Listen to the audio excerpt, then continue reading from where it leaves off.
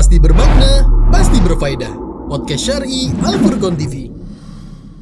Bismillah, assalamualaikum warahmatullahi wabarakatuh. Alhamdulillahilladzi bini'mati tatimmus sholihat. Wassalatu wassalamu ala nabiyina Muhammad wa ala alihi wa ashabihi wa man tabi'ahum bi ihsan ila yaumiddin, amma ba'd.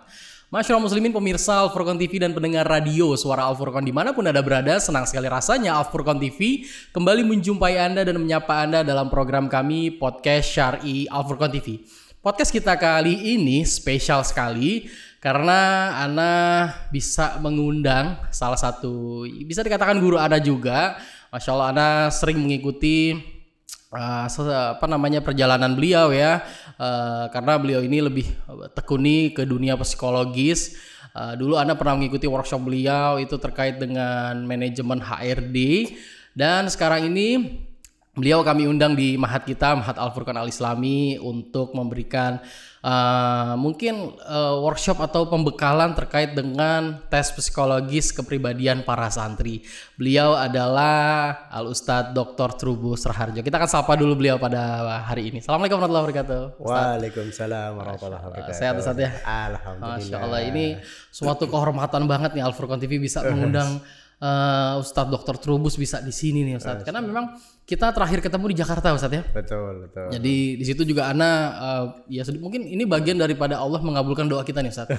Ana bilang di Ustadz terakhir kita ketemu di Gambir Ustadz, mudah-mudahan nanti Ustadz bisa ke Al-Furqan. Masya Allah, pagi ini Ustadz Allah mengabulkan doa kita dan kita bisa bertemu, bisa bersilaturahmi lagi di Ustadz, luar biasa. Kemarin dikontak sama Ustadz Bayu itu. Itu Ustadz, setelah beli itu kemudian saat kalau Senin ke Al-Furqan atau kita kunjung, Ana yang ke Al-Furqan aja. Ustadz harus main ke kita nih. Masya Allah. Terakhir kita di acara workshop lah yang diadakan oleh Lantabur Ustadz Zailani ya, Masya Allah, itu bagi Ana sebuah ilmu baru ya, terutama saat ini Ana juga sekarang ini diminta untuk di psikologis di HRD nih Ustadz. Jadi memang tentunya HRD harus memahami sedikit tentang psikologis, bagaimana kita bisa mengkonsuling para pegawai kita. Itu Ana catat banget itu yang Ustadz bilang kemarin tuh, Masya Allah, luar biasa itu. Tapi Ustadz, kita tidak akan membicarakan tentang HRD kepegawaian Ustadz ya. Namun ini akan kita bicarakan sesuatu yang sedang hotnya juga nih Ustadz. Sesuatu yang mungkin memang sangat penting sekali untuk kita di dunia pondok pesantren ini. Ya mungkin salah satunya adalah terkait dengan LGBT di dunia pondok pesantren Ustadz. Jadi yang Anda tahu sendiri bahwasanya Ustadz Trubus ini membuat sebuah parameter psikotes tentang orang yang kepribadian yang kita bilang agak menyimpang itu tadi, ya memang kita bisa lakukan dengan parameter tes psikologis. Nah mungkin nanti akan sedikit Ustadz akan sampaikan, namun sebelum ke sana Ustadz, Ana ingin tanya ke Ustadz. Ustadz, apakah mungkin ya Ustadz ya di pondok pesantren yang kita katakan ya notabene setiap hari kita diajari ilmu agama, setiap hari kita diajarkan adab dan akhlak ya Ustadz ya, ada kecenderungan untuk kepribadian pada menjurus pada LGBT, mungkin di lesbi atau mungkin gay atau perilaku lainnya Ustadz. Kemungkinan itu ada Ustadz. Ya. Bismillahirrahmanirrahim. Begini, jadi terkait dengan permasalahan LGBT gitu ya di dunia pendidikan, khususnya kalau kita bicara tentang dunia pendidikan, apalagi terkait dengan pesantren gitu. Memang kita tidak menafikan itu ada gitu ya, ada, meskipun pada taraf yang katakanlah tidak sampai kepada perilaku yang mungkin seperti LGBT yang sudah terjadi di luar begitu ya, betul. Indikasi-indikasi itu ada, meskipun kalau kita ketahui kan anak-anak santri-santri itu dapat pelajaran tentang akidah, tentang fikih, tentang ya katakanlah muamalah dan sebagainya. Namun permasalahannya bukan itu Ustadz, begitu ya. Jadi permasalahannya ada hal-hal yang melatar belakangi begitu ya, melatar belakangi seseorang itu kemudian memunculkan dorongan-dorongan seksual terkait dengan LGBT tadi. Nah, jadi kecenderungan homoseksual kalau kita bisa katakan begitu ya. Jadi beberapa hal yang mungkin itu akan terkait dengan faktor, gitu ya, faktor kalau kita bicara tentang faktor LGBT yang khususnya di pesantren begitu ya. Ada beberapa hal yang melatar belakang itu. Yang pertama bisa terkait dengan pola asuh orang tua. Gitu backgroundnya berarti Ustaz. Background, jadi background orang tua. Kenapa background orang tua begitu ya? Bisa dikatakan begini. Jadi kalau seorang anak di rumah itu mendapatkan pola asuh yang kalau kita sebut otoriter. Nah, begitu ya, otoriter. Jadi anak itu diajari dengan disiplin tapi lebih mengarah kekerasan begitu ya. Atau mungkin anak sering melihat, ya maaf, mamanya, ayah sama ibunya sering bertengkar gitu ya. Nah, di situ ternyata kondisi pada saat itu begitu ya, kondisi pada saat itu anak itu mungkin tidak terlihat anak tidak terlihat menunjukkan perilaku yang berbeda begitu ya. Namun kemudian berjalannya waktu, kemudian anak kan tetap, namanya seseorang itu kan ada dorongan seksual. Betul. Nah kemudian anak ini merasa pada saat di rumah itu merasa membenci figur, entah itu figur ayah atau figur ibu yang dalam notabene-nya itu bermasalah tadi begitu ya. Nah kemudian pada saat di pesantren itu menemukan teman atau ya maaf mungkin ada musyrif atau bahkan ustadz, merasa nyaman. Nah perasaan nyaman ini diikuti dengan dorongan seksual. Nah inilah yang kemudian seolah-olah kok merubah, jadi merubah orientasi seksual. Yang kemudian anak ini kemudian merasa kok aku nyaman ya. Nah pada saat nyaman tidak ada masalah dengan yang nyaman, tapi kemudian merasa seperti ada dorongan, kemudian mungkin senang dengan adik kelas. Nah pada saat gitu ya, atau kemudian dorongan untuk ya melakukan hal-hal yang memang menyimpang tadi terkait dengan perilaku LGBT. Itu dari orang tua, kan gitu ya. Faktor yang lain itu bisa terkait dengan mungkin, jadi saya katakan ini pernah terjadi kasusnya. Jadi SD pada saat SD itu ternyata juga sudah pernah jadi korban. Entah itu korban pelecehan orang dewasa atau juga malah justru sesama gitu ya, teman SD karena perilaku itu pernah terjadi gitu ya. Saya pernah mendapatkan ada perilaku kecenderungan. Jadi saya katakan belum masuk kepada, karena kalau anak-anak itu kan masih dalam konteks imajinasi fantasi seksual. Jadi ada dorongan-dorongan terkait itu. Nah kemudian pelakunya ini anak kelas 5 SD. Yang suruh melakukan, yang jadi korbannya anak kelas 2 atau kelas 1 SD yang belum tahu apa-apa. Nah kemudian ibaratnya kayak rantai gitu ya. Nah yang jadi korban ini kemudian dia mungkin pada saat berada di pesantren gitu ya, di setingkat SMP mutawasitoh begitu ya. Nah ternyata kemudian melakukan itu.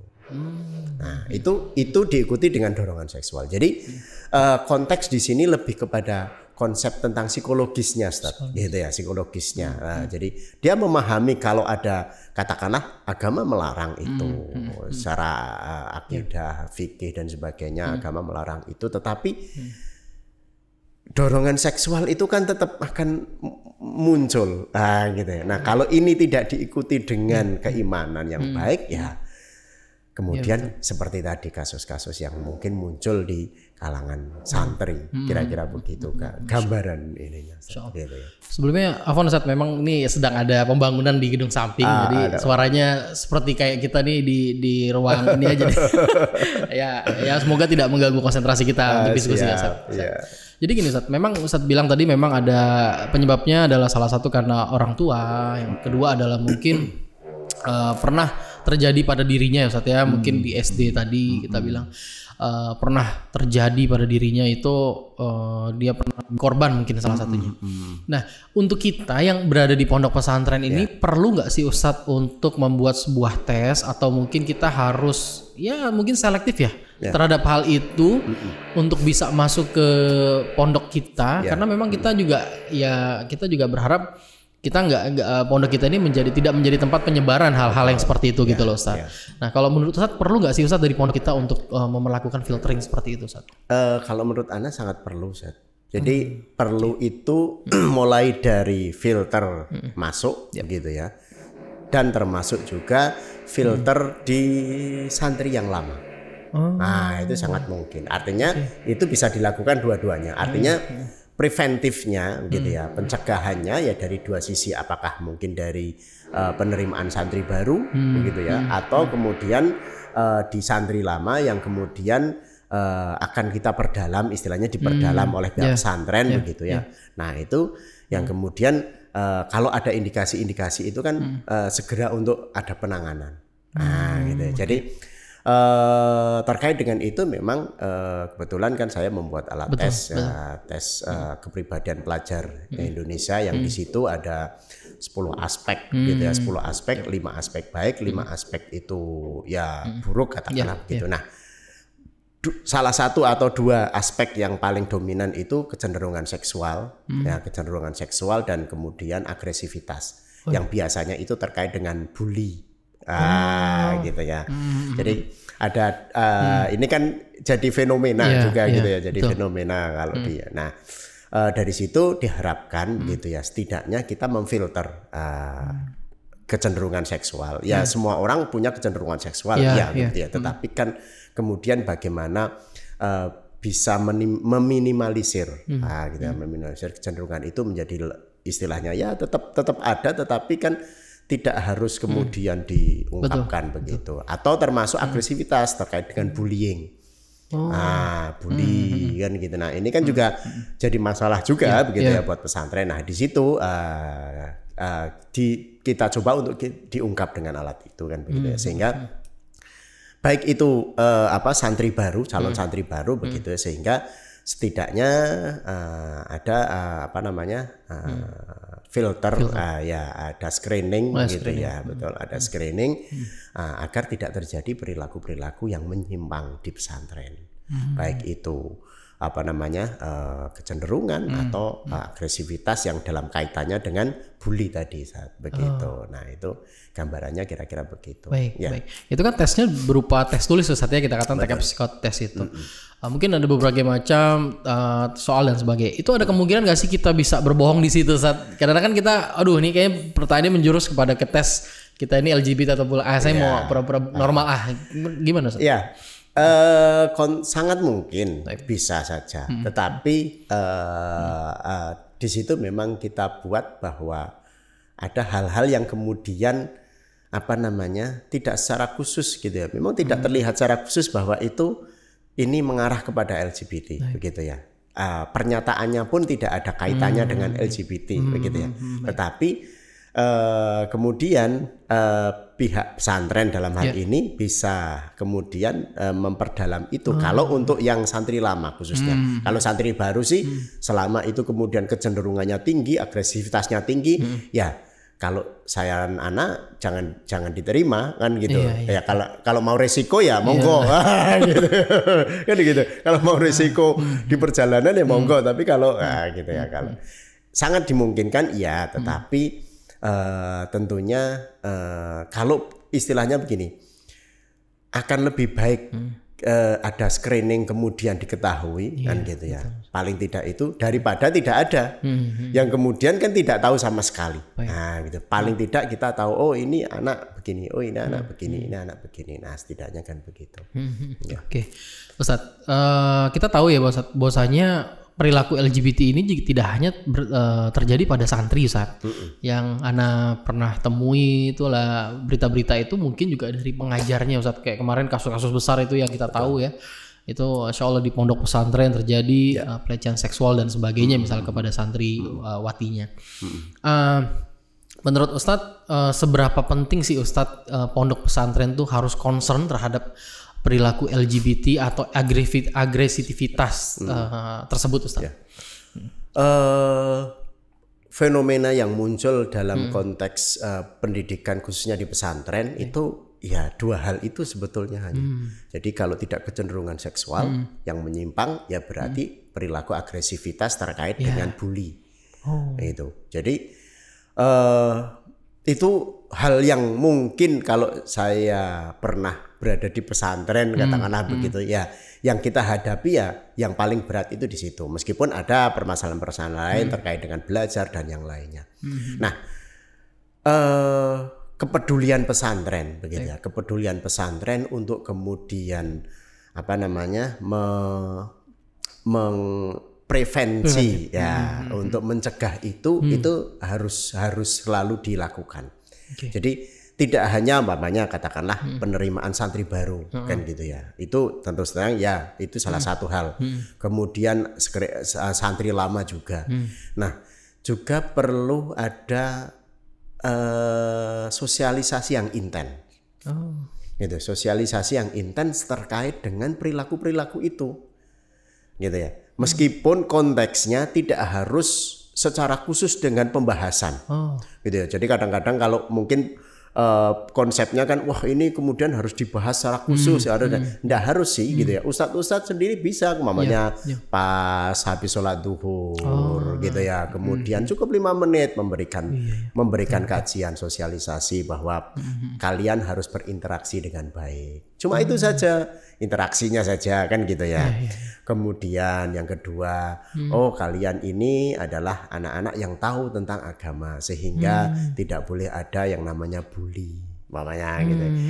Jadi tidak harus dikaitkan secara khusus dengan mamanya agama atau psikologi secara khusus juga begitu ya. Tetapi tentang itu aja.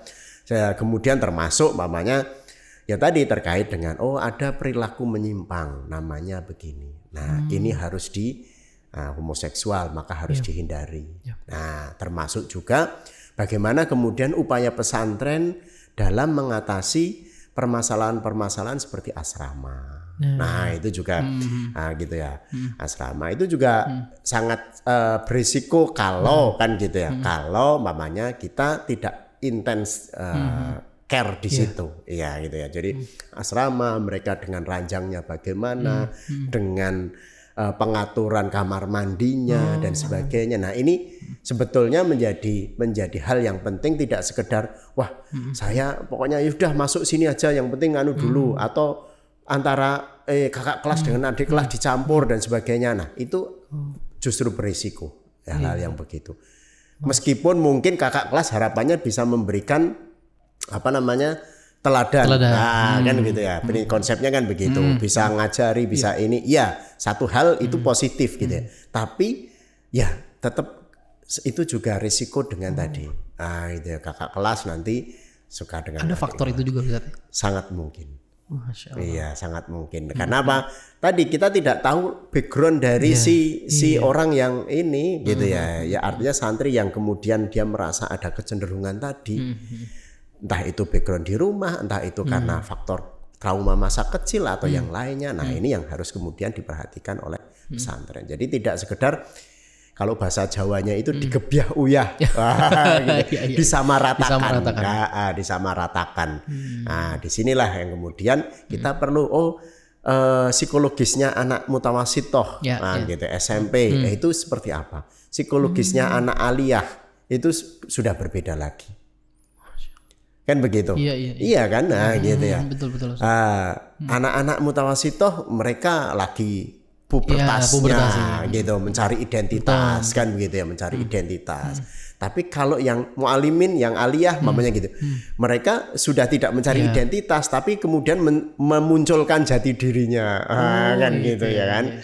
Nah, kemudian disinilah ada superioritas, senioritas, itu sangat mungkin akan ada. Ini loh, aku kakak kelas, gitu. Nah, itu rentan terhadap bisa bully, bisa perilaku menyimpang yang lain. Nah, itu harus ada konsep dari konsep dari pesantren untuk kemudian bagaimana mengkondisikan itu menjadi lebih baik.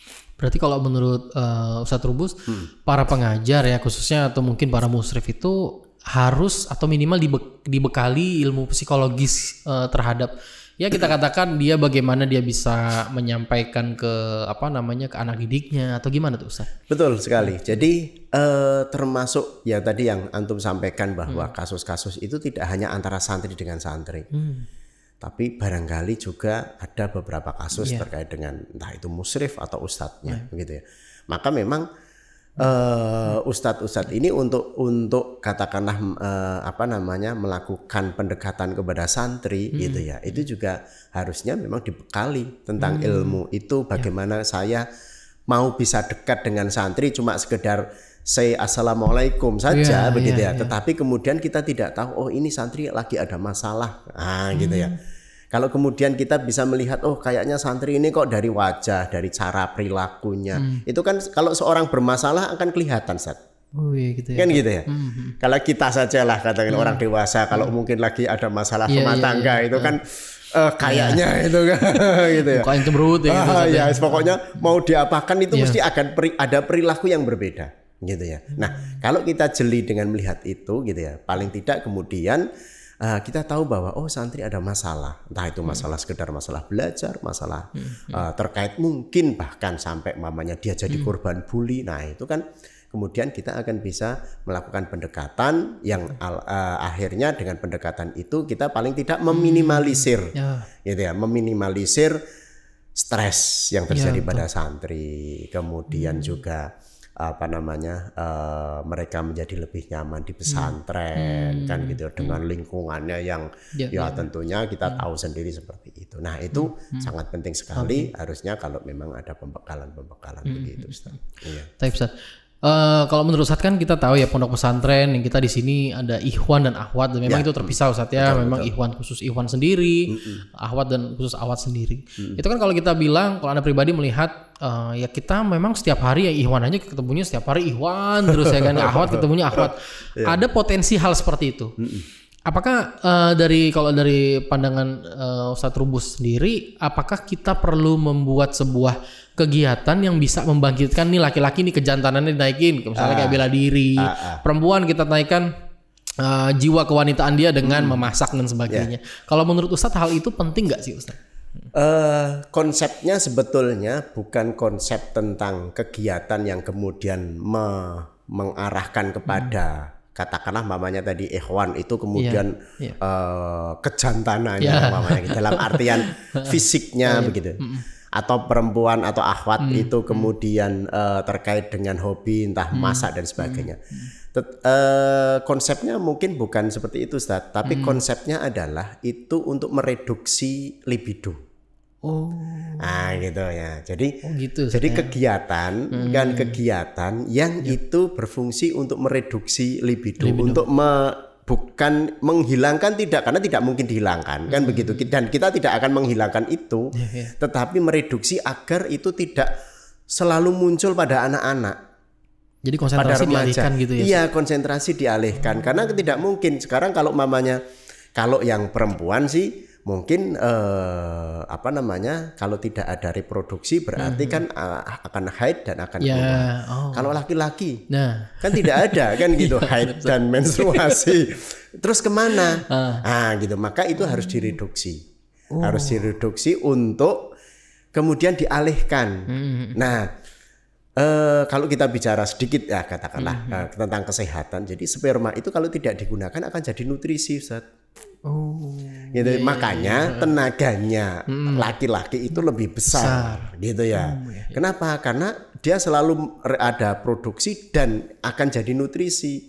Nah, kalau nutrisi ini tidak tersalurkan tenaganya, teralihkan begitu, makanya sering sekali pakar-pakar psikologi atau orang olahraga itu mengalihkan begitu.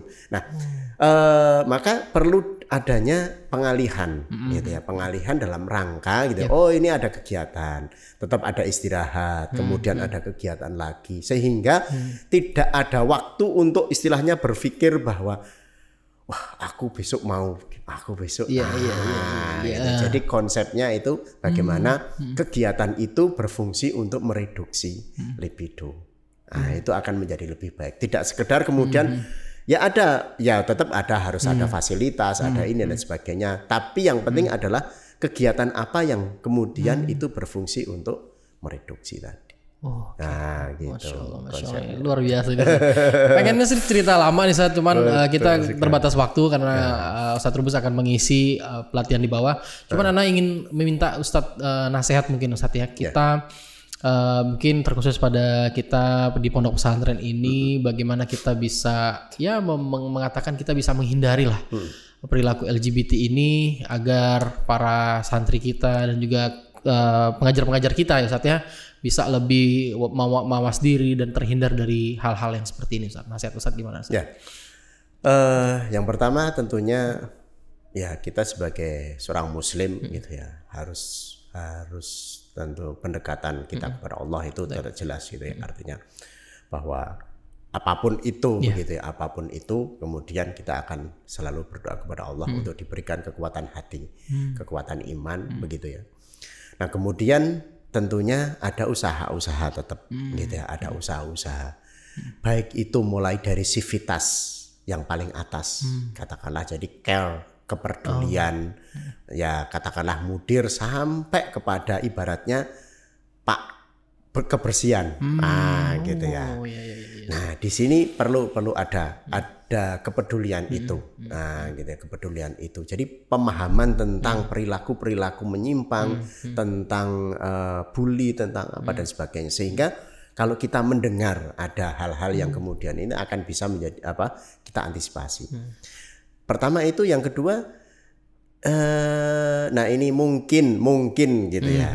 Kita jangan sampai ibaratnya pesantren atau ustadz ini malah justru menjadi pelaku bully pertama.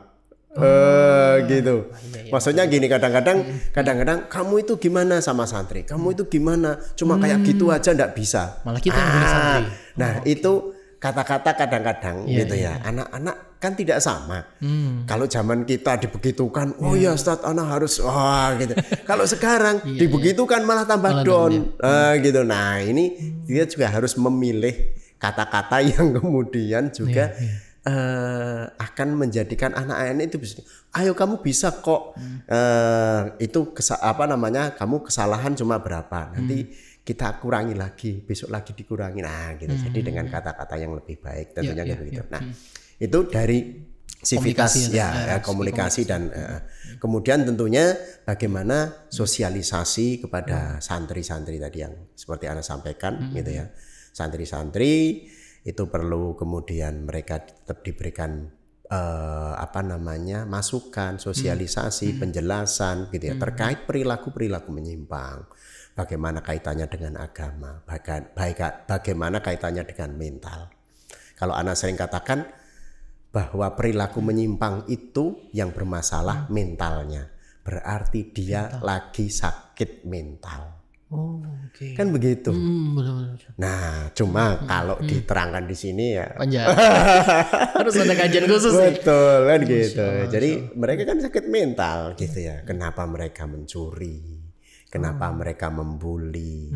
Terus merokok dalam artian kan begitu ya. Kemudian bahkan sampai perilaku homoseksual tadi. Itu kan mental yang sakit.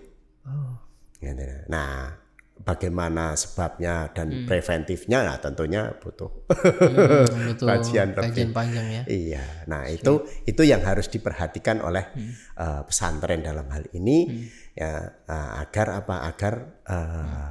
paling tidak prevensi pencegahan terhadap perilaku menyimpang ini bisa diantisipasi oleh pihak pesantren. Nah gitu, dan tidak ada perilaku begitu ya, meskipun tetap ya kalaupun ada paling tidak bisa diminimalisir, tidak sampai kemudian menjadi perilaku yang yang muncul di permukaan. Kalau bisa itu ibaratnya begini, jangan seperti petugas pemadam kebakaran. Kalau ada api baru dipadamkan, kan gitu ya. Tapi kita harus melihat instalasi kita bagaimana. Kabel-kabel antara satu dengan yang lain kan begitu ya. Ada yang karat kan gitu. Nah itu kan hal-hal kecil yang sebetulnya kalau kawat kabel bisa kita lihat, tapi kalau manusia kan harus selalu upgrade dengan kondisi dan situasi. Nah itu yang kemudian harus dipahami oleh pihak pesantren agar tidak terjadi perilaku yang menyimpang.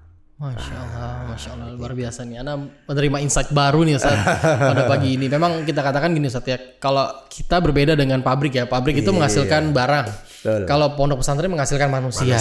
Jadi tentunya kita juga sendiri, karena kita bilang ustadz-ustadz kita ini merupakan mereka itu tidak hanya mentransfer knowledge situ. Jadi ada adab dan akhlak yang memang perlu untuk mereka sampaikan kepada murid-muridnya Ustadz ya.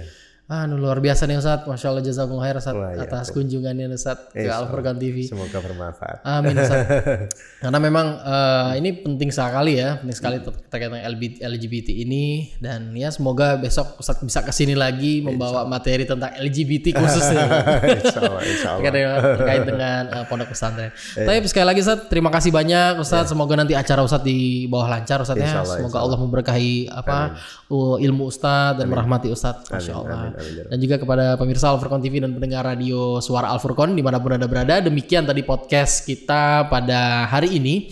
Jadi kita berharap podcast ini memberikan manfaat untuk Anda, dan kita berharap bagi Anda yang mungkin calon wali santri ya, jangan pernah takut untuk memondokkan anak terkait dengan kasus-kasus tersebut. Karena kita sendiri tentunya selalu mengupgrade diri kita, selalu mengupgrade dengan apa yang kondisi sekarang ini. Kita berharap hal-hal seperti itu tidak terjadi di mahat kita. Jadi bagi Anda semua yang ingin memondokkan anak, jangan pernah khawatir, karena kita selalu mengajarkan di sini terkait dengan agama dan juga adab dan akhlak dan sebagainya.